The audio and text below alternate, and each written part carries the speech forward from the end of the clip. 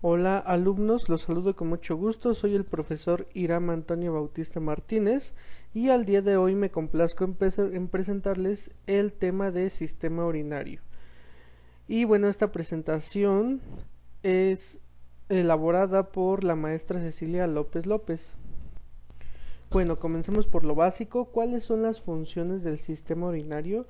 Y las podemos englobar en cuatro. Sin embargo, conforme vayamos desarrollando cada una de ellas, te darás cuenta que cada una tiene funciones todavía más específicas. Y bueno, la primera y la más evidente es la excreción de productos de desecho del metabolismo, como por ejemplo la urea, la creatinina y sustancias extrañas como por ejemplo los medicamentos. Y bueno, te digo que es lo más evidente porque, bueno, a partir de la orina es que nosotros estamos manteniendo el equilibrio homeostático de nuestro organismo. Si no tuviéramos esta función del sistema urinario trabajando de manera óptima, muchachos, veríamos que el paciente empieza a tener complicaciones de diferente índole. Y bueno, esta es la razón. Si sabemos cuál es esta función tan importante que es la excreción de los productos de desecho, imagínate que el paciente no tenga esta habilidad por parte del sistema y pues va a empezar una intoxicación. De hecho, hay pacientes que incluso su organismo ha concentrado tanta cantidad de desechos que no ha podido eliminar por medio de la orina que tendrá que buscar otro mecanismo para poder eliminarlos. Y ya en situaciones muy avanzadas, muchachos incluso empiezan a eliminarlas a través del sudor. Y bueno, tú sabes cuál es la característica de color de la orina. Bueno, y esos pacientes, el sudor va a empezar a adquirir esa coloración, que es un tono amarillesco, ¿no? Y bueno, es a través también, es la principal vía de eliminación de los medicamentos, es vía renal. Medicamentos, vitaminas, colorantes artificiales, etcétera, ¿no? Por ponerte un ejemplo, cuando no sé si en alguna ocasión te han recetado vitaminas, estas vitaminas te darás cuenta que la orina, mientras las estés tomando, van a adquirir, le van a otorgar una característica al olor de la orina. Empiezan a oler precisamente a eso, a vitaminas.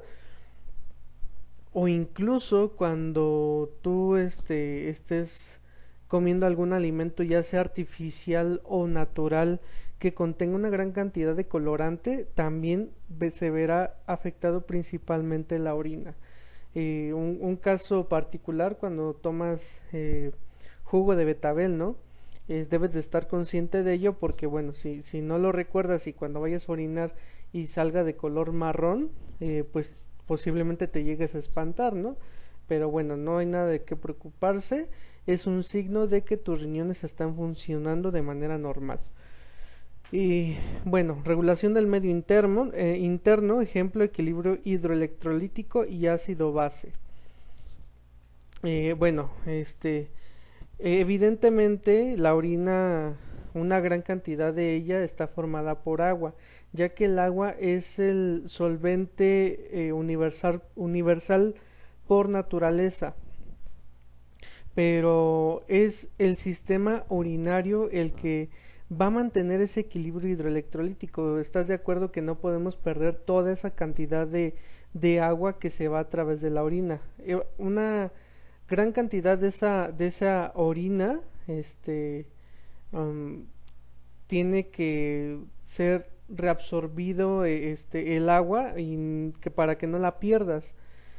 Imagínate que toda el agua que nosotros ingerimos fuera excretada a través de la orina, pues también eso sería perjudicial para nuestro organismo. Bueno, pero más adelante cuando lleguemos al tema de la nefrona, espero que me entiendas en este proceso. Y el equilibrio de ácido base se debe, bueno, pues una parte por la excreción y reabsorción de iones de hidrógeno, esa es una, y bueno, a través de la formación del bicarbonato, que es un buffer, que es el que nos va a ayudar al el control del pH, ¿no? la basificación del pH. Y bueno, también tiene una función endocrina, son variadas. Por ejemplo, uno de ellos es la síntesis de metabolitos activos de la vitamina D, que nos va a permitir la formación de calcitriol y finalmente del calcio. Y bueno, el sistema renina-angiotensina-aldosterona, que como ya en temas anteriores te lo he mencionado, por ejemplo, en sistema pulmonar y sistema cardiovascular. Pero es hasta este tema donde vamos a terminar de rematar, de terminar de ver este tema. Bueno, cabe mencionar que esta solamente es la vía clásica. Aparte de la vía clásica tenemos otros medios por el cual se está funcionando el sistema renina-angiotensina-aldosterona. Pero bueno, vamos a concentrarnos primero en la vía clásica. Que de hecho, por mencionar algo, es no sé si has observado que es este sistema, en algunas de las bibliografías COVID, es donde se ve involucrado precisamente el proceso de la enfermedad del coronavirus. Ya que más adelante vamos a ver, una de las partes de este sistema es la la ECA, por su abreviatura, que es la enzima convertidora de angiotensina 1 a angiotensina 2. Esta enzima se encuentra a nivel respiratorio y pertenece al sistema renina-angiotensina-aldosterona. Y pues resulta que esta famosa enzima es la responsable de permitir la recepción de una de las proteínas periféricas del coronavirus. En pocas palabras, es la puerta de entrada al coronavirus a nuestro organismo. Y bueno, pues hay como que varias teorías. De no ser por esta famosa enzima, pues el coronavirus no nos estaría afectando. Ojo, no quiere decir que sería benéfico que no tuviéramos esa ECA, porque, bueno, básicamente pertenece a este proceso de homeostasis del organismo. Pero bueno, más adelante espero que te quede un poco más claro. Y por último, en función endocrina también tenemos la síntesis de eritropoyetina, que en su mismo nombre te da la función eritropoyetina, que viene de eritrocitos. Es la precursora, es la hormona precursora para la formación de eritrocitos. A pesar de que se forma en el sistema renal, no es aquí donde actúa, sino como toda función endocrina, viaja a través del torrente sanguíneo. Por eso se le llama endocrina, de glándulas endocrinas. Viajan a través del torrente sanguíneo hasta llegar a la médula ósea roja. Y en la médula ósea roja, que es donde se forman todas las células sanguíneas, es donde va a activar las células totipotenciales a que empiecen a producirse eritrocitos y no otro tipo de células. Bueno, esto en rasgos generales. Y por último, la cuarta función es la formación y eliminación de la orina, cuya composición es adecuada a la situación y necesidades del organismo.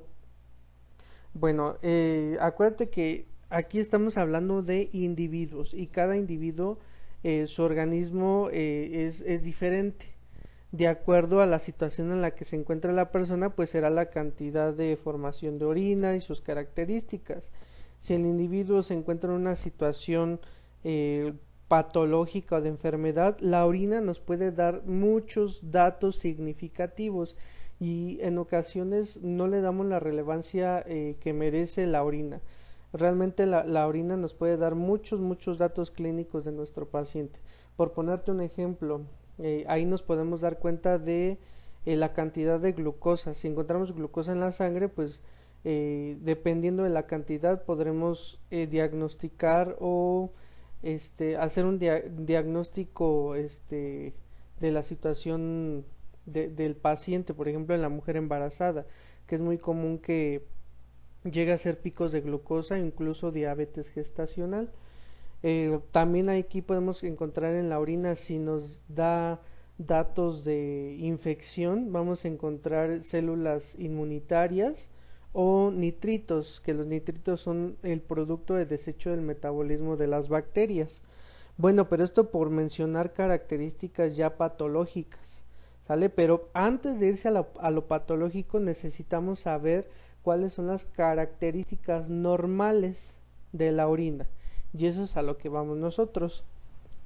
Bueno, el sistema urinario, muchachos, está compuesto por 2 riñones, 2 uréteres, una vejiga, una uretra y por último el meato urinario. Y bueno, de hecho esta imagen que están viendo en esta presentación está, por decirlo así, está mal, porque el riñón, este es el riñón derecho, debería de estar más abajo, y por el contrario el riñón izquierdo, acuérdense que estamos hablando del riñón izquierdo del paciente, no es como lo estamos viendo en la imagen. El riñón izquierdo debería estar un poco más arriba, y esto se debe gracias a que del lado derecho vamos a encontrar también el hígado, y esto genera que el riñón derecho se desplace un poco hacia abajo. Bueno, 2 riñones, tenemos 2 uréteres. Los uréteres son los conductos por los que se va a transportar la sangre, que se va formando en los riñones. Bueno, pero ¿de dónde se está formando esa bendita orina? La orina, muchachos, es producto de la filtración de la sangre. Acuérdate que en la sangre es donde se va a transportar tanto células sanguíneas, el agua, los iones y también los productos de desecho. Productos de desecho que durante toda la circulación de la sangre por todas y cada una de las células fue recolectando. Esos productos de desecho son producto del metabolismo celular, ya sea el metabolismo de las proteínas, del metabolismo de la glucosa. O sea, cada vía metabólica sí me genera un producto final, como por ejemplo en la respiración celular, el producto final esperado es el ATP, pero también de toda esta ruta me está generando productos de desecho. En el caso de la respiración celular, pues podemos ver que uno de los productos de desecho es el CO2, que va a ser eliminado principalmente por los pulmones. También se produce una gran cantidad de hidrógenos, de iones de hidrógeno, y eso es lo que me está determinando el pH sanguíneo. Y bueno, por ejemplo, del metabolismo de las proteínas, uno de los productos de desecho es la urea y el ácido úrico. Y bueno, así nos podríamos seguir por cada una de estas rutas metabólicas.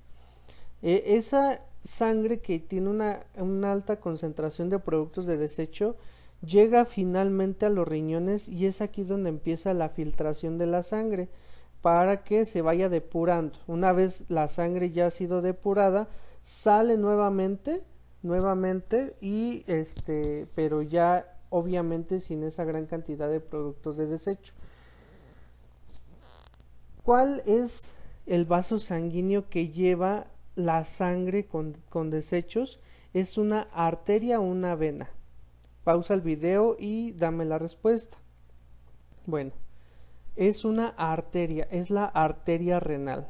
De hecho, esta arteria, muchachos, proviene principalmente del callado aórtico. Acuérdate que el callado aórtico es la arteria que emerge del ventrículo izquierdo del corazón, es decir, está recibiendo directamente el gasto cardíaco proveniente de la sístole ventricular del corazón. Y este dato es muy importante, muchachos, porque inmediatamente que la sangre pasa por el callado aórtico, desciende y se transforma en la arteria renal, y esa arteria renal es la que va a estar ministrando de sangre a los riñones. Este dato es muy importante, muchachos, porque para la formación de la orina necesito una cantidad específica de gasto cardíaco que es equivalente al 20%. El gasto renal, muchachos, equivale al 20% del gasto cardíaco. Otro dato importante, ¿y por qué es así, muchachos? Porque necesito una presión renal constante. Es decir, si el callado aórtico es el que está enviando la sangre a los riñones por medio de la arteria renal, esto me está dando una buena presión arterial para que los riñones tengan ese suministro constante de sangre. Acuérdate que mientras más alejado esté el órgano del corazón, menor será la presión que esté recibiendo. Por ejemplo, el dedo chiquito del pie izquierdo pues ya no recibe tanta presión como lo hacen los riñones, pero el dedo chiquito del pie izquierdo, del pie derecho, no necesita o no tiene una función tan importante como lo tienen los riñones. Y bueno, esto es importante que lo tengas presente.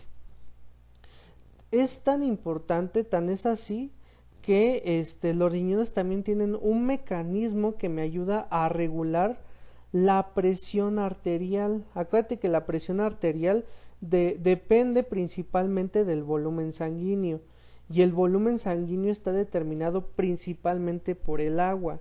Y cuando nos adentremos un poco más en el tema de la nefrona, muchachos, vamos a ver cómo es que hace que esté controlando el volumen sanguíneo. Pero bueno, esto es importante que lo sepas. Debemos de mantener esa presión arterial constante, producto del volumen sanguíneo, ya que si empieza a descender la presión, muchachos, empieza también a perderse la función renal, la capacidad de la neurona de estar filtrando la sangre, perdón, nefrona, creo que dije neurona. Ese se le llama tasa de filtración glomerular. La tasa de filtración glomerular es la cantidad de sangre que está filtrando la nefrona. Si la presión empieza a descender, la nefrona pierde su capacidad, y si no reponemos de manera inmediata la presión, bueno, esa nefrona puede llegar a morir y la tasa de filtración empieza a descender.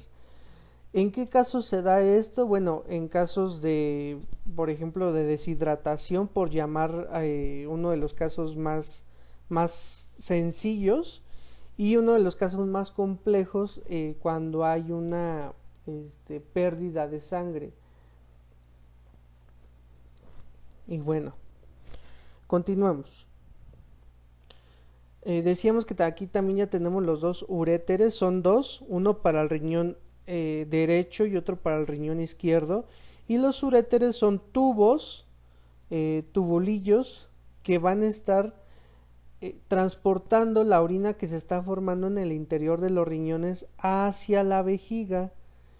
Y la vejiga, muchachos, es una víscera, es un órgano hueco que está encargado del almacenamiento de la orina. O sea, tú dices, ay, eso es algo bien sencillo, ¿no? La vejiga almacena orina y ya. Pero no, de hecho es muy importante que sepas exactamente cómo funciona la vejiga. De hecho, si lo vemos histológicamente, la vejiga tiene tejido epitelial en su interior, tiene tejido conectivo y también tiene tejido muscular. El tejido muscular es lo que también le permite el proceso de ensanchamiento y el proceso de vaciamiento de la vejiga.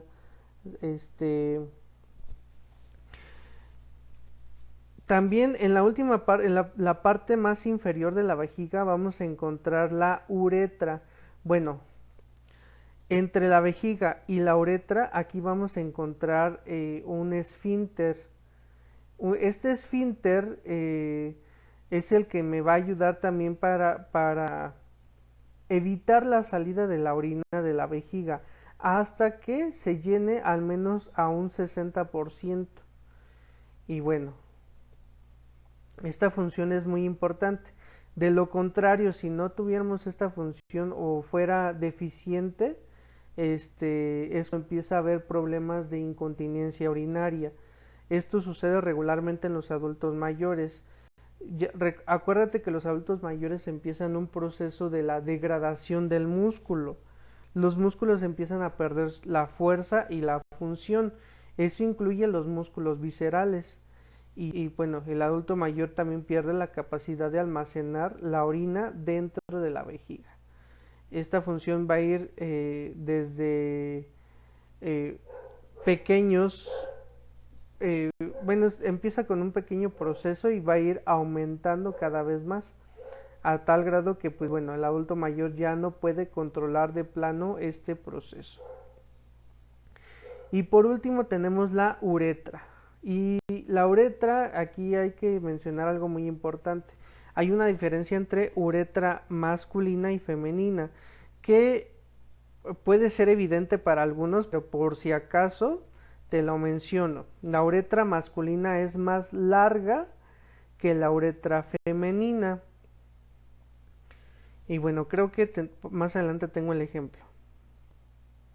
Sí, mira, aquí lo tenemos, mira. La uretra, como te mencionaba, la uretra masculina es más larga debido a que tiene que atravesar todo lo que es el pene hasta llegar a la última parte del pene, que es el glande, y así es la salida al exterior de la orina. En el caso de la uretra femenina no es así, porque no tenemos un miembro vaya que salga por una gran prolongación fuera del cuerpo de la mujer. La uretra de hecho se encuentra en el interior, abriendo los labios menores de la vagina. Y bueno, el orificio de salida de la orina tanto para mujer tanto de la mujer o para hombre se le llama meato urinario. ¿Sale? El meato urinario del hombre se encuentra en la punta del glande. El meato urinario de la mujer se encuentra por arriba del el canal vaginal.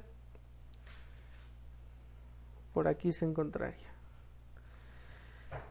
¿Y por qué es importante para nosotros como enfermeros que sepamos esto, muchachos? Bueno, porque hacemos un proceso que se le llama sondaje vesical.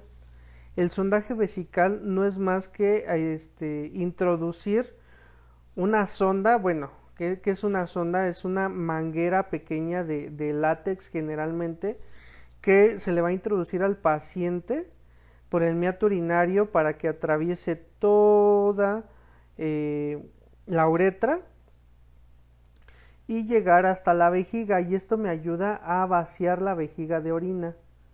¿Sale? Entonces, conforme a lo que acabamos de ver anatómicamente, vamos a introducir más cantidad o más diámetro de sondaje vesical en el hombre que en la mujer, porque la uretra femenina es más corta. Y hay que tener mucho cuidado en el caso del sondaje vesical con la mujer, porque es muy común que se lleguen a equivocar. El meato urinario en la mujer es complicado de ver, porque no es tan evidente como en el del hombre, y te puedes llegar a equivocar y empezar a introducirlo a través del conducto uterino. Y bueno, pues por más que intentes, pues no va a salir orina para nada. ¿Y para qué se hace este procedimiento, muchachos? Tiene diferentes objetivos. Uno, en el caso del hombre, por ejemplo, cuando tiene problemas para orinar, que generalmente es cuando hay hiperplasia prostática. Esta es la próstata que pertenece al sistema reproductor masculino. Porque aparte, en el caso del hombre está muy unido el sistema reproductor masculino con el sistema urinario. La próstata, empieza a haber una hiperplasia prostática, y esto evita que el hombre pueda orinar de manera normal. Y bueno, ahí se tiene que hacer un sondaje vesical. si la hiperplasia es muy avanzada. Y para ello, todos los hombres tenemos que estar ahí al pendiente de esta hiperplasia, este, hacer los análisis correspondientes. Que de repente no lo queremos hacer porque piensa uno que solamente es a través del tacto rectal, pero no es así. Previo a esto hay un examen que se le llama antígeno prostático, que si sale normal, bueno, pues ya no hay ningún problema, pero si sale alterado es el primer paso y ahora sí procederíamos para hacer el tacto rectal. Pero bueno, el tacto rectal no es primordial para determinar la hiperplasia prostática.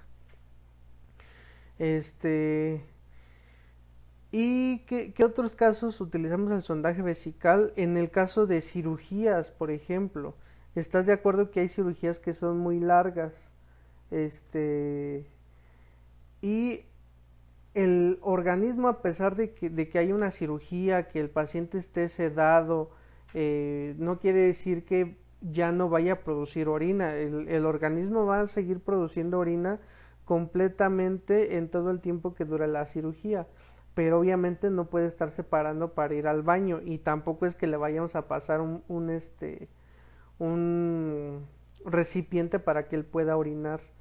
En este caso, lo que se hace es colocar el sondaje vesical, tanto para hombre o para mujer, y esa sonda en la parte terminal se conecta a una bolsa colectora para ir precisamente recolectando toda la orina y poderla vaciar en una pipeta. Bueno, esto para hablarte en rasgos generales. Y bueno, ya vimos que son dos riñones. Esta imagen sí está correcta. Acuérdate que te mencionaba que el riñón derecho de mi paciente, acuérdate que siempre que veas una imagen no es mi derecha, es la derecha del paciente, como si yo lo estuviera viendo de frente. El riñón derecho se encuentra más abajo que el riñón izquierdo, y esto se debe que el riñón derecho en su parte superior, el hígado, estará abarcando una gran cantidad de ese espacio abdominal. Bueno, están situados a ambos lados de la columna vertebral, se encuentran en el exterior de la cavidad peritoneal, ocupando la región posterior del abdomen. ¿Qué quiere decir esto? Posterior. Posterior se refiere en términos generales que están más hacia atrás del abdomen. Caso contrario, si dijera anterior, anterior se refiere a anteponerse, que están hacia enfrente, por así decirlo. Pero no, los riñones se encuentran más hacia la parte de atrás del abdomen. Por eso, muchachos, es que cuando quieras valorar los riñones no se hace a nivel abdominal. Bueno, sí se puede valorar también a nivel abdominal en la parte de enfrente, pero es más complicado hacerlo. Generalmente los riñones se valoran en la parte posterior, es decir, en la parte baja de la espalda, a nivel lumbar. ¿Cómo lo vas a valorar? Puedes hacer palpación o percusión. Auscultación no, porque en el caso de los riñones no es un órgano completamente hueco. No es como que puedas escuchar cómo está haciendo su funcionamiento. ¿Por qué palpación y percusión? Bueno, principalmente palpación. La palpación te va a servir para principalmente si el paciente tiene dolor o no. Vas a hacer una presión un poco profunda y si el paciente refiere dolor a la palpación o percusión, se le llama síndrome de Giordano positivo. Y bueno, esto en cuanto a la exploración física, porque también acuérdate que existe el examen general de orina, que ese ya es un análisis un poco más complejo, pero bueno, más adelante esperemos que lo vayamos a ver en métodos de diagnóstico.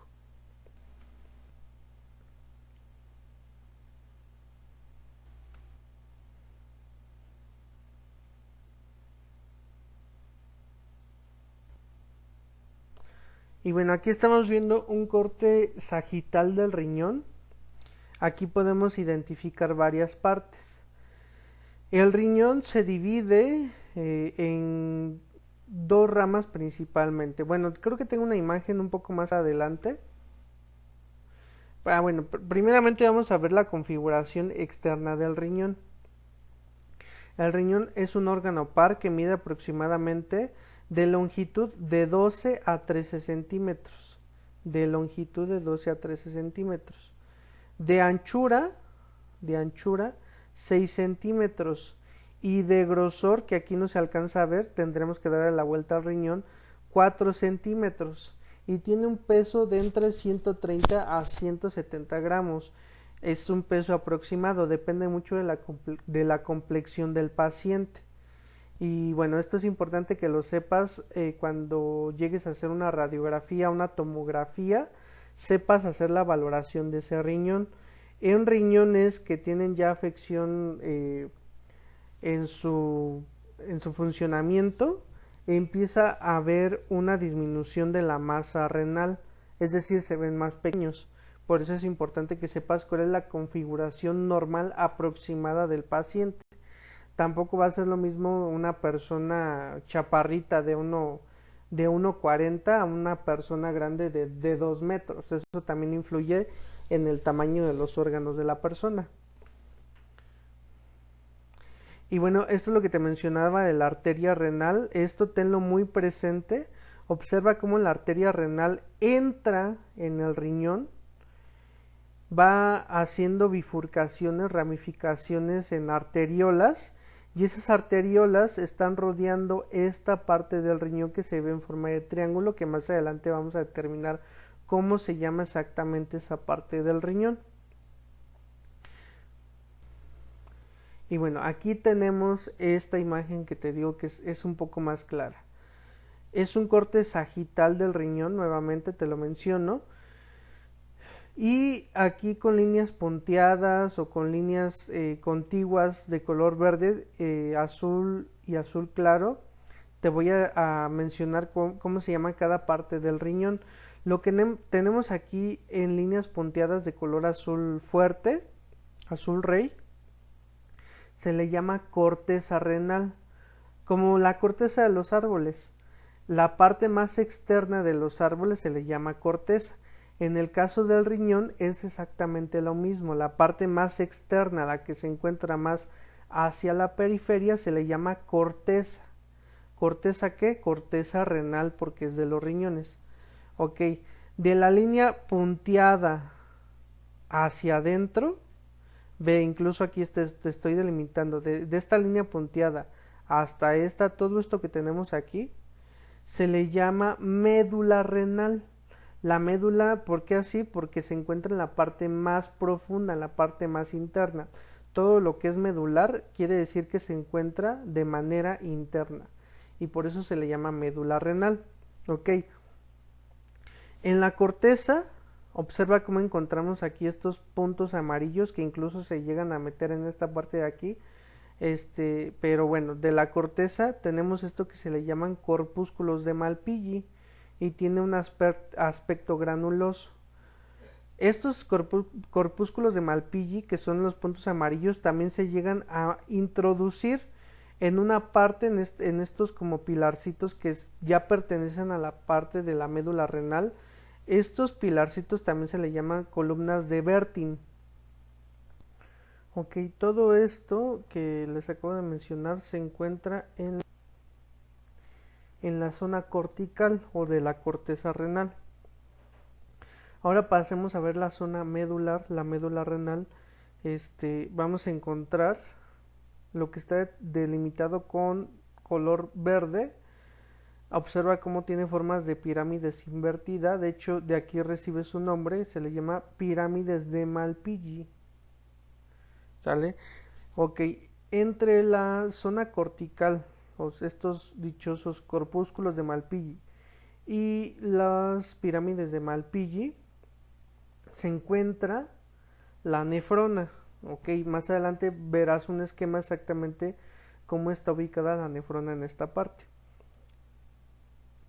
Bueno, La nefrona, acuérdate que tiene la finalidad de filtrar primeramente toda esa sangre que está llegando por medio de la arteria renal y sus ramificaciones, y va a ir formando poco a poco la orina. Esa orina va a descender por una parte de la nefrona que se le llama túbulo colector. Ese túbulo colector desciende por la pirámide de Malpighi. De hecho, son varios túbulos colectores de muchísimas nefronas. De hecho, desde de 1.000.000 a 1.300.000 de nefronas por riñón. Todos esos túbulos colectores van a ir juntando la orina que está formando cada una de las nefronas, y esa orina va a ser depositada en esta parte de aquí. Es un túbulo, ¿sale? Un túbulo más grande, pero observa cómo cada pirámide de Malpighi tiene un túbulo, ¿sale? Cada túbulo grandote que emerge de cada pirámide de Malpighi se le llama cálice mayor. Son varios cálices mayores, cada uno que emerge de la pirámide de Malpighi. Ok, esos cálices mayores se unen, observa cómo se están uniendo. Este cálice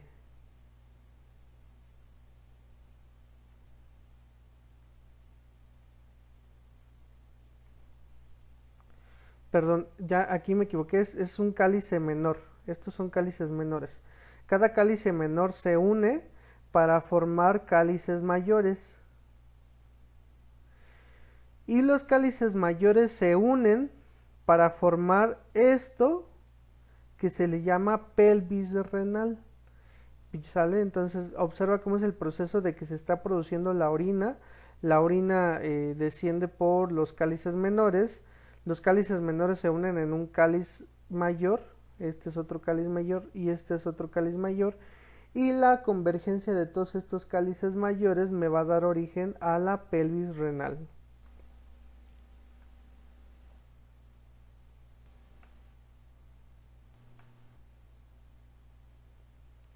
Y bueno, como te mencionaba, de esta imagen lo importante es que observes cómo es que aquí entre las pirámides de Malpighi y la corteza renal vamos a encontrar la dichosa nefrona. La nefrona es la unidad funcional del riñón. Ve, solamente es una parte del riñón que la extrajimos para hacerla un poco más grande y podamos observar exactamente cómo es que está funcionando esta formación de la orina. Esta es la pirámide de Malpighi, esta es la corteza renal. ¿Te acuerdas que en la corteza renal te mencionamos que había forma de gránulos? Esos puntitos amarillos, no quiere decir que en la realidad sean amarillos, pero bueno, así los delimitamos para que lo puedas observar mejor. Y esos puntitos amarillos es la primera parte de la nefrona, que aquí la tenemos aquí. Esa primera parte después forma un túbulo contorneado. Ese túbulo desciende una gran parte de la pirámide de Malpighi, vuelve a subir y regresa a la corteza renal. De la corteza renal vuelve a ser un túbulo contorneado, y de ese túbulo contorneado desciende completamente por la pirámide de Malpighi. Este es el túbulo colector, ¿sale? Aquí ya se formó completamente la orina. Pero observa entonces cómo tenemos aquí la arteria renal, las bifurcaciones, ramificaciones, que aquí ya en realidad sería una arteriola, un capilar, y ese capilar que llega a la primera parte de la nefrona es la que está enviando la sangre para poder ser filtrada. Esto es lo importante de esta imagen. Y bueno, no la pierdas de vista porque es importante que sepas anatómicamente cómo está formada la nefrona y de dónde está recibiendo la sangre. ¿Sale? Porque a partir de aquí empiezan a complicar las cosas. No solamente es una nefrona, son miles, más bien millones de nefronas que encontramos distribuidos en todo el riñón. ¿sale? Por cada corpúsculo renal vamos a encontrar muchísimas nefronas. Solamente que esta imagen es ilustrativa para que te puedas dar una idea. Nuevamente, acuérdate que en la corteza encontramos la primera parte de la nefrona, y desciende por la pirámide de Malpighi, vuelve a subir a la corteza renal y vuelve a descender completamente, pero ese descenso ya es el túbulo colector. Varios túbulos colectores van a llegar al primer cáliz, que es el cáliz menor. Acuérdate que es aquí donde ya se empieza a juntar toda la orina que se formó en la nefrona, ¿sale? Los cálices menores se unen en un cáliz mayor para juntar cada vez más y más la orina, y esa orina se junta en la pelvis renal, que finalmente va a descender por medio del uréter. Bueno, son dos uréteres, uno para el riñón derecho y otro para el riñón izquierdo. Y esos dos uréteres convergen en la vejiga para juntar tanto la orina que filtró el riñón derecho y la que filtró el riñón izquierdo. Bien, ahora sí hablemos de la nefrona, sus partes y sus funciones.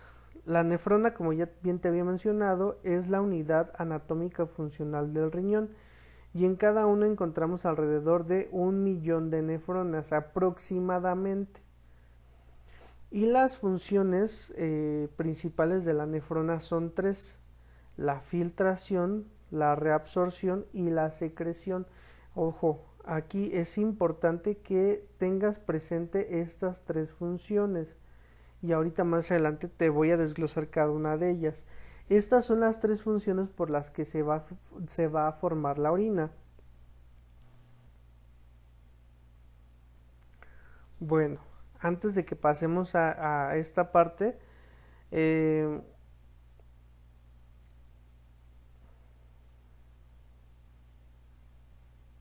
es importante que sepas que encontramos nefronas de dos tipos: nefronas corticales y nefronas yuxtaglomedulares. Ok, ¿cuáles son las nefronas corticales? Corticales es fácil, son las que están más pegadas hacia la corteza, es decir, que se encuentran más hacia la periferia del riñón.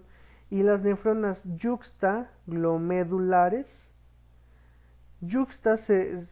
proviene de cerca, es decir, son las que están más cerca de la médula, por eso se le llaman medulares o glomedulares, ¿sale? Es decir, que están más pegadas hacia la médula renal, hacia la pirámide de Malpighi. Y bueno, esto es importante porque las nefronas yuxtaglomedulares tienen una función muy importante, que ya cuando veamos histológicamente cómo están compuestas vas a saber por qué. Pero bueno, no pierdas de vista también este concepto: cuáles son las corticales y cuáles son las yuxtaglomedulares o yuxtamedulares. Ok, el nefrón es la mínima unidad anatomofuncional del riñón, formada por el corpúsculo de Malpighi. ¿Qué es el corpúsculo de Malpighi? Son esos puntitos que te mencionamos al principio, que se veían ahí en la corteza renal. Es el corpúsculo de Malpighi. A su vez, el corpúsculo de Malpighi está compuesto por dos elementos: el glomérulo renal. El glomérulo renal está compuesto por la arteria aferente, más bien arteriola, o más bien el capilar aferente. Es el que está llevando la sangre desde el exterior hacia el interior de la nefrona, ¿sale? Y el capilar eferente, es decir, la sangre aquí ya está yéndose depurada, ya está saliendo nuevamente depurada. Nuevamente, aquí estamos hablando del corpúsculo de Malpighi. El corpúsculo de Malpighi está compuesto por el capilar que está llevando la sangre a la nefrona, y la cápsula de Bowman. La cápsula de Bowman ahora sí pertenece a la nefrona propiamente dicha. Se puede decir que la cápsula de Bowman es la primera parte de la nefrona. Ok. Y después tenemos la parte de túbulos. Los túbulos, como su nombre lo dice, es una serie de tubos que van a recibir un nombre diferente dependiendo de la zona y la forma que tiene. Por ejemplo, esta primera parte de túbulos, observa cómo es un túbulo que está dando varias vueltas, por eso se le llama túbulo contorneado. Es un túbulo contorneado y como está es el que está más cerca de la cápsula de Bowman, se le llama túbulo contorneado proximal. ¿Proximal a qué? Proximal a la cápsula de Bowman. Bueno, luego aquí pasamos a ver un descenso muy prolongado, incluso que llega hasta la pirámide de Malpighi, un descenso de ese túbulo y vuelve a subir nuevamente. Este túbulo tiene forma de asa, por eso se le llama asa de Henle. El asa de Henle lo podemos dividir en dos porciones. Una asa de Henle descendente, que es esta parte que está descendiendo, y un asa de Henle ascendente. Llega hasta aquí. Y aquí nuevamente este túbulo vuelve a adquirir una característica contorneada. Por eso también se le llama túbulo contorneado, pero ya no es túbulo contorneado proximal, ya está más alejado de la cápsula de Bowman, por lo tanto se le llama túbulo contorneado distal. Y en la última parte, muchachos, este se le llama túbulo colector, que ya no pertenece a la nefrona propiamente dicho. De hecho, el túbulo conector pertenece a varias nefronas. Aquí convergen varias nefronas. El túbulo colector es el encargado, como su nombre lo dice, de recolectar la orina que se formó en todas y cada una de estas nefronas que convergen en este túbulo colector. Observa como aquí tenemos una nefrona, otra nefrona, otra nefrona y esta de aquí. Bueno, aquí voy a hacerte una pregunta de lo que acabamos de ver en diapositivas anteriores. De acuerdo a su ubicación, ¿cómo clasificarías a esta nefrona en comparación con esta nefrona? ¿Sale? Lo vimos en diapositivas anteriores. Te doy una pista. Una de ellas es nefrona yuxtaglomedular y otra es nefrona cortical. Revisa tus apuntes, por favor. ¿Cuál es la nefrona yuxtaglomedular y cuál es la nefrona cortical? Bueno, continuemos. Otra cosa que no te he mencionado, estas diapositivas no son mías. Bueno, de hecho la presentación en general no es mía, ya le di el crédito a la maestra Cecilia López López, pero en particular esta diapositiva que estoy agregando son de un blog de YouTube que se llama Cotamanía. Me parecieron muy útiles para explicarles este proceso. Bueno, de hecho las nefronas no son como lo pintan los libros de anatomía. Las nefronas de hecho están hecho un marañajo, así como tus audífonos cuando los metes a tu bolsillo, que están todos enredados, son algo así. No son tan bonitos como los describen en las bibliografías. De hecho, observa este capilar que acuérdate que se llama glomérulo renal.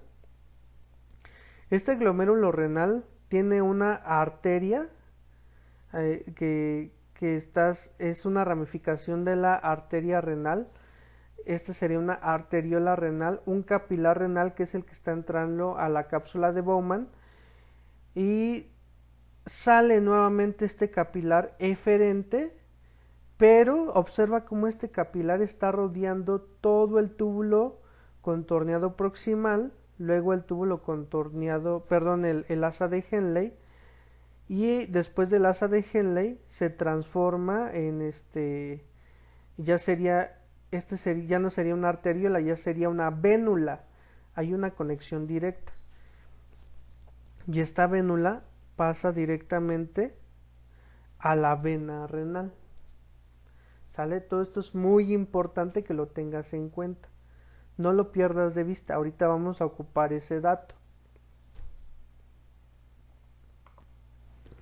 Ok, yo sé que todo esto es algo complicado de que lo entiendas de inicio, pero bueno, solamente te pido que tengas esa información presente poco a poco conforme vayamos avanzando con el tema. Espero que vayas esclareciendo tus dudas. Y si no, bueno, pues ya sabes que tienes el WhatsApp para que me puedas hacer contacto. Bueno, nuevamente aquí vemos las diferentes partes de la nefrona, pero bueno, aquí ya está más amplificado. Acuérdate que esto se encuentra entre la corteza y la médula renal, entre la corteza y la pirámide de Malpighi. Tenemos la primera parte de la nefrona se encuentra a nivel de la corteza y desciende el asa de Henle a la pirámide de Malpighi, vuelve a subir hacia la corteza para converger varias nefronas en el túbulo colector. Este túbulo colector desciende y atraviesa completamente la pirámide de Malpighi. Aquí ya se está recolectando, como su nombre lo dice, toda la orina formada de todas las nefronas. Y lo tenemos aquí de manera más amplia. Es la cápsula de Bowman, la primera parte de la nefrona, el túbulo contorneado proximal, el asa de Henle y el túbulo contorneado distal. Y aquí vemos el túbulo colector, donde convergen varias nefronas y depositan la orina que ya formaron. Y bueno, esto, muchachos, es importante, porque ¿qué tenemos aquí en la imagen? Tenemos diseccionado una nefrona.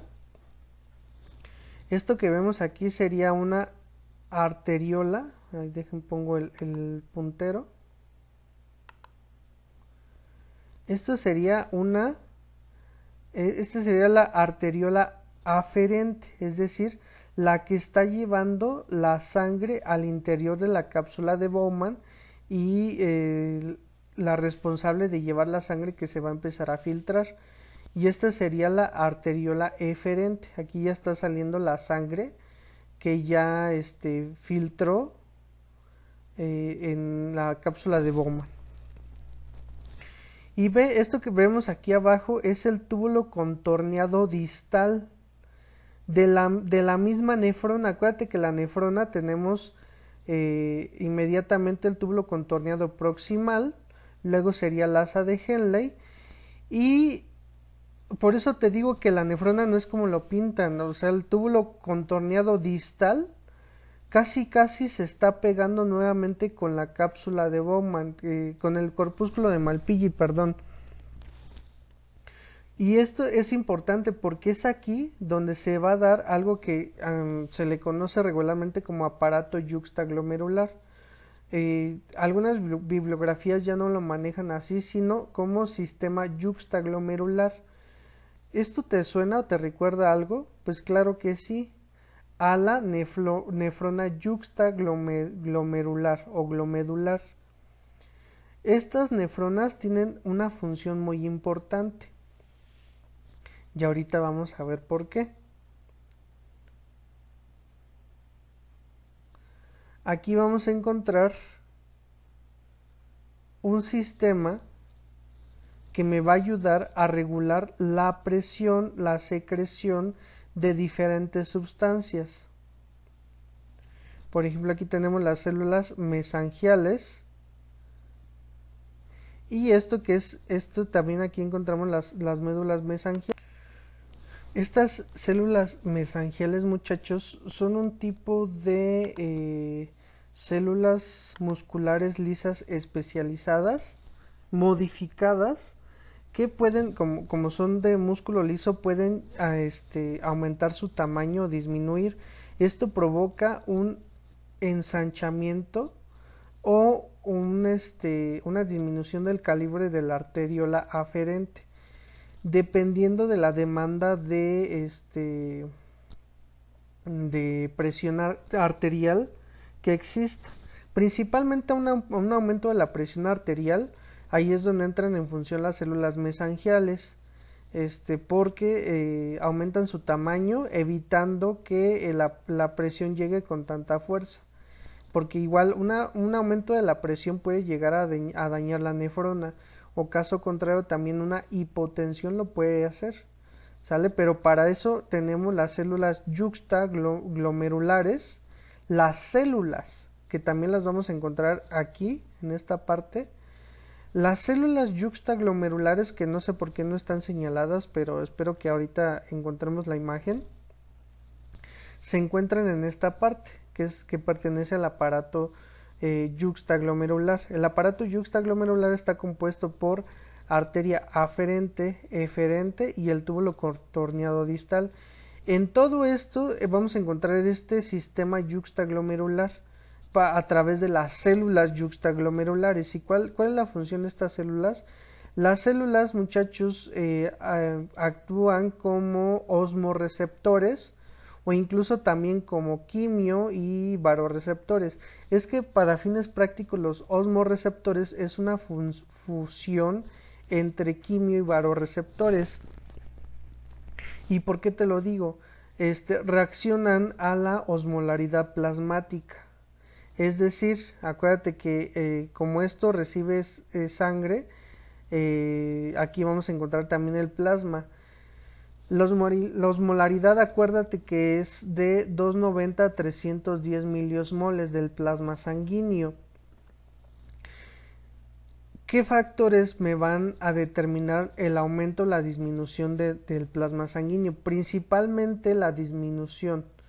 Es decir, que se vuelva menos, que tenga menos tonicidad, que sea hipotónico o que sea hipertónico. El volumen sanguíneo, y está determinado principalmente por el agua. Si hay una deshidratación severa de mi paciente o por el caso contrario hay una hiperconcentración de iones, y esto es lo que me va a permitir la activación de las células yuxtaglomerulares, de tal suerte, muchachos, que las células yuxtaglomerulares activan este proceso del sistema renina-angiotensina-aldosterona. Son estas células que van a liberar la renina, ¿sale? Renina viene de riñón. La liberan al torrente sanguíneo y bueno, más adelante vamos a ver cómo sigue ese proceso.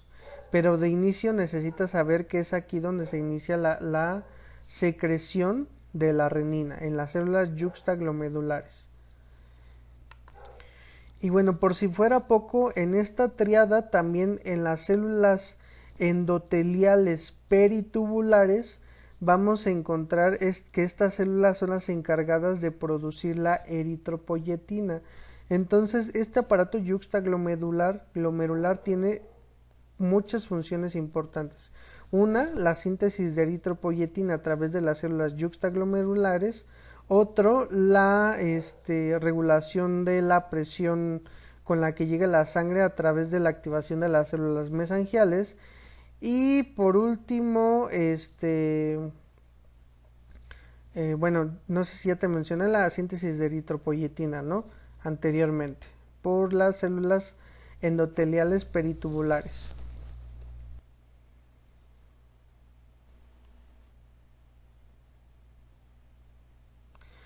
Mira, bueno, aquí ya se encuentra señalado dónde se encuentran específicamente estas células. Las células yuxtaglomerulares, mira, las encontramos aquí. Acuérdate que secretan renina. La mácula densa regula la secreción de renina. Bueno, ese es un feedback. Y las células mesangiales sintetizan eritropoyetina. Esas células que son endoteliales peritubulares pertenecen a las células mesangiales. Y bueno, ahora sí veamos exactamente cómo funciona el sistema renina-angiotensina-aldosterona. Bueno, aquí lo podemos ver con dibujos animados, espero que así lo entiendas un poco mejor. Acuérdate, el sistema renina-angiotensina-aldosterona, primera parte. Recuerda que el riñón funciona a través de que exista una buena presión sanguínea. De tal suerte, recuerda que la arteria renal emerge directamente de la aorta del corazón. O sea, por eso te digo que es muy importante la presión de sangre en los riñones. Incluso el gasto renal equivale al 20% del gasto cardíaco. Tan es así la importancia de la presión en la formación de la orina. Bueno, aquí este riñón debe de estar bien atento a descensos de la presión arterial. ¿De qué depende la presión arterial? Principalmente del volumen sanguíneo. Y el volumen sanguíneo depende principalmente de la cantidad de agua que exista aquí en la sangre, ¿no? Si el riñón detecta una disminución de la presión arterial, libera renina. Recuerda cuál es el sistema encargado de liberar renina, el aparato yuxtaglomerular, principalmente las células yuxtaglomerulares, ¿sale? Esas liberan la renina, ¿ok? ¿Qué hace la renina? La renina va a convierte el angiotensinógeno en angiotensina 1. El angiotensinógeno lo sintetiza el hígado, ¿sale? Es decir, la renina, a pesar de que lo produce el riñón, no va a actuar sobre el riñón, incluso ve como aquí como con forma de pistolita, envía la renina hacia el riñón, perdón, hacia el hígado, y es en el hígado donde encuentra la renina y la transforma, encuentra el angiotensinógeno y lo transforma en angiotensina 1. Ok, pero ahorita esa angiotensina 1 aún no está terminado su evolución. La angiotensina 1 viaja por el torrente sanguíneo hasta llegar a los pulmones, y es en los pulmones donde la enzima convertidora de angiotensina 1 la convierte en angiotensina 2, ¿sale? Y esta es la angiotensina 1, la ECA que se encuentra en los riñones, la transforma en angiotensina 2. Y ahora sí, esta dichosa angiotensina 2 es la poderosa, es la potente, es la que me va a realizar el efecto final que yo requiero. Ve. Y entonces, ¿cuál es su efecto final? Pues es variado, ¿no? La angiotensina 2 produce, una vasoconstricción. Vasoconstricción, acuérdate que se refiere a la disminución del calibre del vaso sanguíneo. Pues obvio, ¿no? Si no tengo tanto volumen sanguíneo que me está teniendo en una hipopresión, pues lo que yo puedo modificar fácilmente es la vasoconstricción del vaso sanguíneo. Otro efecto de la angiotensina 2 es a la vez produce la liberación de aldosterona por la glándula suprarrenal. Ok, ahorita también vamos a ver qué es la aldosterona y cómo funciona en la regulación de la presión arterial. Bueno, me faltaba mencionar que el riñón tiene un órgano como un sombrerito en la parte superior. Esa se le llama glándula suprarrenal, que tiene funciones de sintetizar hormonas, pero ahorita vamos para allá. ¿Qué otra función tiene la angiotensina 2? Dentro de los riñones, la aldosterona estimula la reabsorción de sodio y agua en una parte específica de la nefrona, y ahorita vamos a ver cuál. Y se aumenta el volumen sanguíneo, elevando aún más la presión arterial. Ok, todo suena muy bonito, ¿no? Bueno, este es el esquema real, ¿no? Ya es como para nivel licenciatura. Acuérdate, el riñón detecta una hipoperfusión renal y se activa las células yuxtaglomerulares por detección de esa hipoperfusión. Las células liberan renina La renina va a transformar el angiotensinógeno proveniente del hígado, lo transforma en angiotensina 1.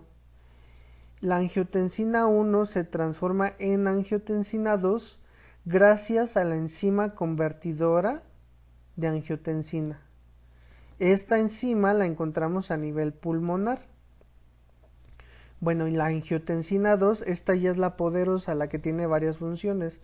¿Qué funciones tiene específicamente? Uno, aumenta la actividad simpática. Si sabemos que la actividad simpática puede llegar a actuar tanto en corazón como en vasos sanguíneos, entendemos por qué me ayuda a regular la presión arterial. Esta es la causante de que haya un aumento de la vasoconstricción y por ende un aumento de la tensión arterial para regular este proceso de hipoperfusión. ¿Qué más hace la angiotensina 2? Reabsorción de sodio y cloro y excreción de potasio y retención de agua. Esto va a estar dado gracias a la producción de aldosterona en la corteza suprarrenal. Pero estos efectos, ¿en dónde se da la reabsorción de sodio, de sodio y cloro y la excreción de potasio? En una parte muy específica de la nefrona, que ahorita vamos a ver cuál es. Otro efecto que tiene la angiotensina 2 es la vasoconstricción arteriolar, aumento de la presión sanguínea, que eso ya te lo había mencionado. Y el último efecto es la estimulación de la hipófisis para producir la hormona antidiurética. La hormona antidiurética, acuérdate que se produce a nivel del lóbulo posterior de la hipófisis. Y esto también va a afectar a nivel de la nefrona. Estas dos hormonas, ya vimos qué hormonas están actuando a nivel de la nefrona, tanto la aldosterona como la hormona antidiurética actúan a nivel de la nefrona en zonas diferentes, pero cuando veamos el mecanismo de la producción de orina, te voy a mencionar exactamente en qué parte de la nefrona está actuando.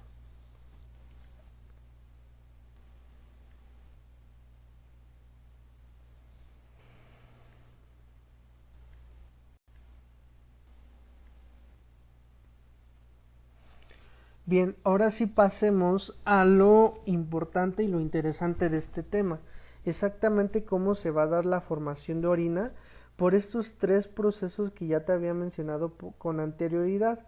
El primero es la filtración, el segundo es la reabsorción y el tercero es la secreción. Y bueno, con la finalidad de que lo puedas entender completamente, pasemos directamente al esquema y te lo voy a ir describiendo cómo funciona. Y bueno, la filtración se lleva a cabo en los glomérulos. Acuérdate que bueno, déjame activar el puntero. Este es el glomérulo. El glomérulo es la conjunción de la cápsula de Bowman, que pertenece a la nefrona, y de el glomérulo renal, que es esta parte de aquí. Bueno, este primer proceso, como su nombre lo dice, ese es literal un filtrado, se le llama incluso ultrafiltrado. La sangre que llega por medio de la buena presión que existe aquí a nivel de los capilares renales, necesita que llegue con una buena presión esa sangre para que por esa misma fuerza de presión exista la filtración. Es decir, la sangre, los componentes de la sangre van a pasar de esta parte del glomérulo, esta parte de vasos sanguíneos, van a atravesar la cápsula de Bowman, ¿sale? A través de diferentes poros. Pero ojo aquí, es importante que sepas que no va a filtrar todo. ¿Qué es lo que va a filtrar exactamente? ¿Qué es lo que se queda dentro del vaso sanguíneo y qué es lo que atraviesa la nefrona? Va a atravesar solamente aquellos componentes de la sangre que tengan un bajo peso molecular capaz de atravesar estos poros. ¿Qué podemos encontrar aquí? ¿Qué es lo que puede atravesar principalmente? Atraviesa agua, electrolitos, urea, ácido úrico, iones de hidrógeno y bueno, espero que no se me esté escapando ahí algún otro elemento, pero por lo general son estos elementos. ¿Qué no atraviesa? En definitiva, lo que no puede atravesar esta barrera son eritrocitos o bueno, en general las células sanguíneas. Todas las células sanguíneas tienen un alto peso molecular y un gran tamaño, es decir, no van a atravesar esta parte. Proteínas tampoco la atraviesan. Bueno, de hecho, hay veces que sí la llegan a atravesar, pero es una pequeña cantidad, ¿sale?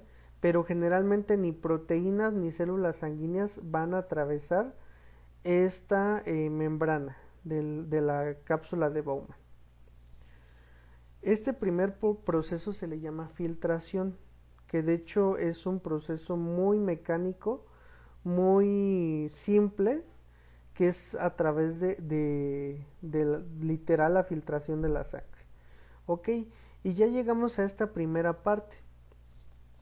Básicamente podemos decir que es una precursor de la orina.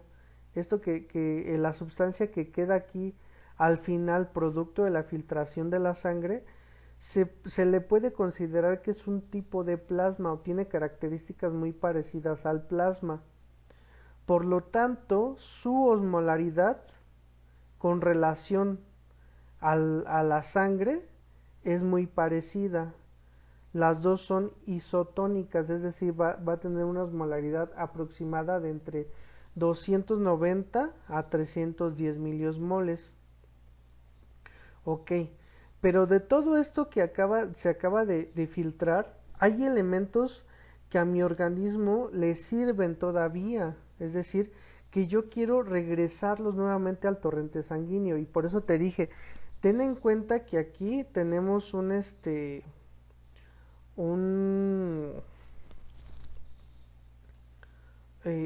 un vaso sanguíneo que también proviene de aquí, que va a ir paralelo a cada parte de la nefrona. ¿Y esto para qué? ¿Por qué quiero un vaso sanguíneo paralelo a cada parte de la nefrona? Porque es el que me va a permitir retornar, reabsorber los elementos que ya están dentro de la nefrona, reabsorberlos al torrente sanguíneo. Por eso se le llama reabsorción, porque ya estaban en el torrente sanguíneo y ahora los quiero reabsorber. ¿Qué elementos son? Agua en pequeñas cantidades, pero principalmente electrolitos. ¿Qué electrolitos? El sodio y el cloro. Pero aquí te quiero mencionar algo muy importante. Acuérdate que el movimiento de estos elementos tienen diferentes características. Por ejemplo, en el caso del agua es la ósmosis, ¿no?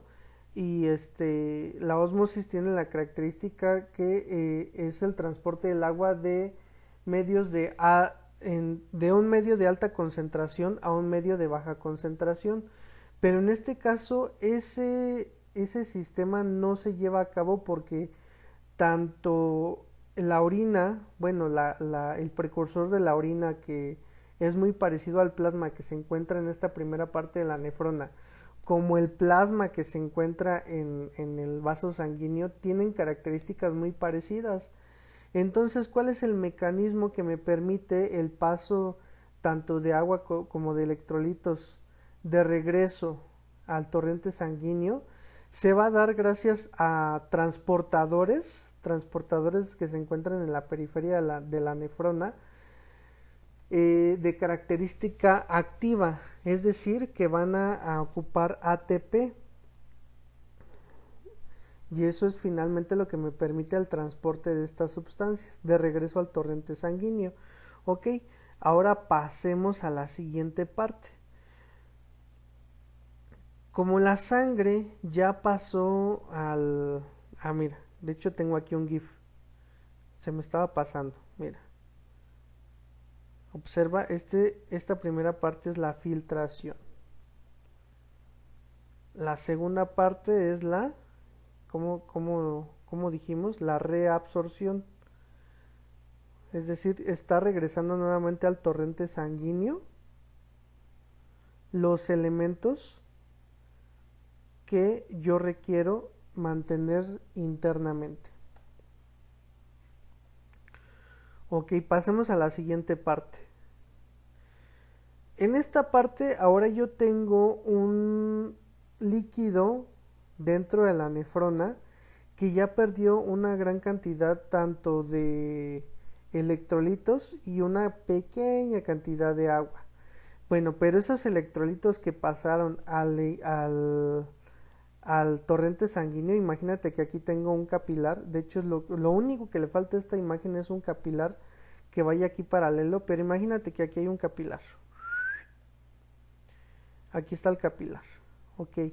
Ahora, la característica de la sangre en esta parte es que tenemos una sangre hipertónica porque ya tiene una gran cantidad de solutos. ¿De dónde obtuvo esos solutos? De esta parte. Acuérdate que aquí los absorbió. Hipertónica. Y nuevamente te vuelvo a preguntar, ¿cuál es la característica de la ósmosis? El mecanismo de transporte del agua. Siempre se va a transportar de un medio que tiene alta concentración de agua. Aquí en este caso donde tengo gran cantidad de agua es en el interior de la nefrona, a un lugar donde hay baja concentración de agua. En este caso se va a transportar del asa de Henle descendente hacia la arteria, sale hacia el vaso sanguíneo. Por eso es importante que vayas comprendiendo este mecanismo paso a paso. De hecho, es en el asa de Henle descendente donde se absorbe la mayor cantidad de agua. ¿Ok? Bueno, nuevamente nos encontramos aquí en el asa de Henle, pero ascendente. Aquí se vuelve a absorber nuevamente sodio y cloro, pero bueno, aquí como el plasma sanguíneo del vaso sanguíneo que encontramos aquí paralelo ya se modificó, ya se encuentra de manera hipotónica. El mecanismo que va a permitir el transporte de estos solutos ya no es transporte activo como lo veíamos en esta primera parte, ya es por simple difusión simple, es decir, ya pasa sin la necesidad de gastar ATP. Ok, hasta aquí hemos visto el proceso de reabsorción. Y en esta última parte, muchachos, que es el túbulo contorneado distal, se va a reabsorber nuevamente agua, pero ahora aquí vamos a ver la secreción, que es el último mecanismo que nos faltaba ver. La secreción, muchachos, al contrario de la reabsorción, es exactamente el mismo proceso, pero a la inversa. Es decir, en la reabsorción los elementos pasan del interior de la nefrona al torrente sanguíneo. En la secreción los elementos pasan del torrente sanguíneo a la nefrona. Pero ¿qué elementos son los que pasan del torrente sanguíneo a la nefrona? Principalmente aquí se va a dar la secreción de potasio. Y esto me ayuda para mantener la osmolaridad plasmática.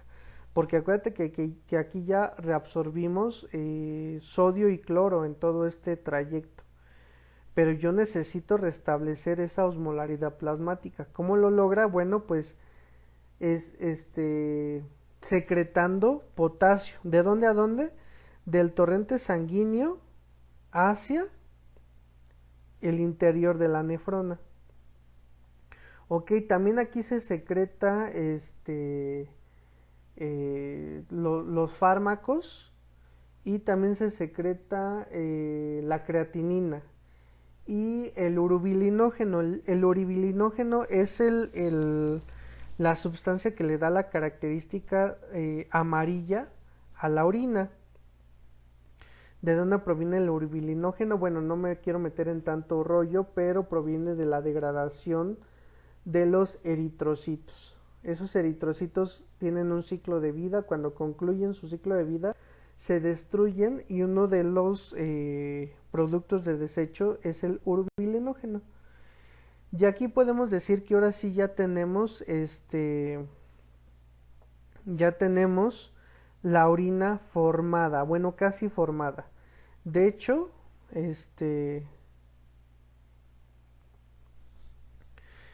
me faltó mencionarles, muchachos, este dato sí es muy importante porque aquí empezamos a ver la acción de las diferentes hormonas. La aldosterona, por ejemplo, de ese famoso sistema renina-angiotensina, aldosterona.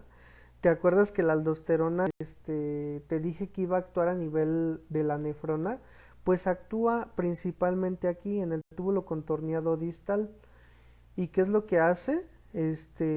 Lo que hace es nuevamente reabsorbe principalmente sodio y cloro y permite la excreción de potasio, es decir, regresa el sodio y cloro al torrente sanguíneo y manda el potasio desde el torrente sanguíneo al interior de la nefrona. Y por norma oficial, generalmente el agua siempre va a seguir al sodio. Es decir, si aquí yo estoy reabsorbiendo sodio y cloro desde el interior de la nefrona hacia el torrente sanguíneo, pues el agua también va a seguir esa trayectoria. Y es este mecanismo que me permite también aquí estar reabsorbiendo más agua hacia el torrente sanguíneo. Y bueno, en esta última parte, como te vuelvo a mencionar, se puede decir que ya tenemos formada la orina. Pero esa orina, si te das cuenta, aquí ya tiene una alta concentración de glutos y una muy baja concentración de agua, ¿sale? Esto lo hace hipertónica. Y acuérdate que por norma oficial, por ser hipertónica, en teoría tendría que estar absorbiendo agua del torrente sanguíneo. Acuérdate que el organismo siempre busca el equilibrio de los diferentes medios, pero yo ya no quiero absorber agua del torrente sanguíneo, es decir, todo este proceso, todo esto que me costó reabsorber el agua hacia el torrente sanguíneo para que lo pierda en este proceso, pues no tendría ningún chiste. Y aquí actúa la última hormona, que es la hormona antidiurética.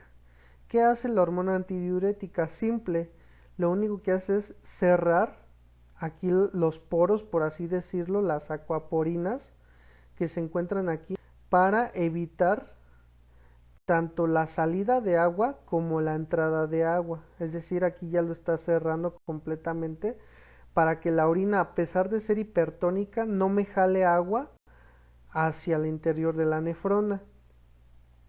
Y la orina pasa directamente por el túbulo colector hasta llegar al cáliz menor.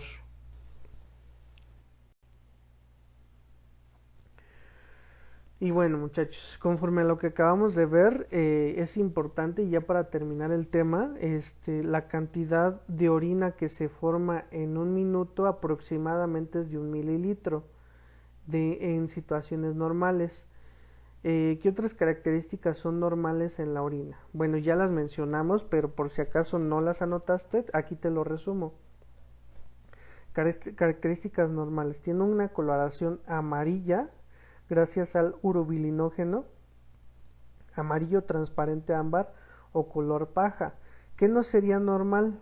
Colores anómalos o turbidez, lo que puede indicar la presencia de sangre. Acuérdate que la sangre, específicamente los eritrocitos, no atraviesan el filtrado glomerular, por eso no es normal encontrar sangre en la orina. Si encontramos sangre, aquí ya me puede estar hablando de un daño a nivel glomerular, un traumatismo o incluso cuando encontramos los famosos cálculos renales, un raspado a nivel de la pelvis renal y esto me puede estar generando el sangrado a nivel de la orina. Bilis, bacterias, medicamentos, pigmentos alimenticios o una elevada concentración de soluto. Son datos anormales que pueden ir desde los más complejos hasta los más comunes, que ya te mencioné, la pigmentación por alimentos o o el medicamento, ¿no? Que son anormales, pero hasta cierto punto se puede considerar algo normal. Características normales también en los componentes. Es normal que encontremos ahí iones minerales, sí, eso es normal. Desechos nitrogenados como el amoníaco, creatinina y la urea y el ácido úrico. Que no es normal encontrar acetonas, albúmina, bilis y glucosa. Ese es otro que me faltó mencionarles, la glucosa tampoco atraviesa ese primer filtrado glomerular porque la glucosa tiene un tamaño muy grande y un alto peso molecular. Si encontramos glucosa en la orina, muchachos, quiere decir que ya mi paciente a nivel sanguíneo tiene una alta concentración y pues ya el organismo no puede más y la tiene que sacar de algún lado y ya el último recurso pues es sacarla a través de la orina, pero si la está sacando a través de la orina quiere decir que ya hay una cantidad considerable a nivel sanguíneo y esto se mide a través de cruces, una cruz, dos cruces o tres cruces, dependiendo de la severidad, siendo una cruz pues lo más bajo y tres cruces una cantidad ya muy alta. Albúmina no la atraviesa porque es una proteína, ¿sale? Ni acetonas ni bilis. Olor ligero, o también se le conoce como subgéneris, quiere decir que es característico específico de la orina, por eso no se puede describir. Olores anormales, olor a acetona frecuentemente en la diabetes mellitus. Para ser más específicos, se dice que huele como a vinagre de manzana, producto de la fermentación de la glucosa. pH normal de 4.6 a 8, alto en alcalosis, bajo en la acidosis y una densidad de 1,001 a 1,035. Este dato va a ser importante para métodos de diagnóstico. Y bueno, la densidad elevada puede provocar la precipitación de los solutos y la formación de cálculos renales. Composición normal de la orina, y fíjate, a pesar de que se reabsorbió mucha agua, la orina sigue teniendo una alta concentración de la misma. 95% de la orina es agua, solamente 2% sales minerales y el 3% urea y ácido úrico, que son ya productos de desecho. ¿Y esto por qué? Porque acuérdate que el agua es un medio de transporte, es el solvente por excelencia, ¿no? Es el que me va a permitir el movimiento de estas sustancias de desecho. Bueno, esto también ya lo mencionamos. Fíjate, los desechos nitrogenados que vamos a encontrar aquí son productos del catabolismo proteico, como la urea, el ácido úrico, la creatinina. Electrolitos también vamos a encontrar. Toxinas en caso de enfermedades infecciosas, toxinas bacterianas, forzar hidratación.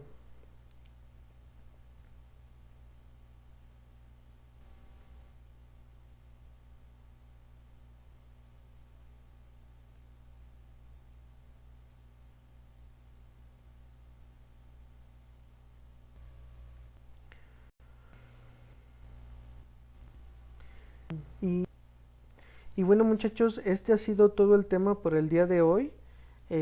Aquí tenemos imágenes complementarias que de hecho ya todo lo mencionamos de manera verbal, por eso es que ya les estoy pasando de manera rápida. Pero bueno, mi intención era tratar de sintetizar lo más posible el tema. Es algo difícil porque, bueno, pues, todo es importante, pero espero que te haya quedado más claro el tema. Por favor, si tienes alguna duda, escríbemelo en la caja de comentarios o házmelo llegar directamente por WhatsApp. Bueno, fue un gusto estar el día de hoy con ustedes y nos vemos hasta la próxima.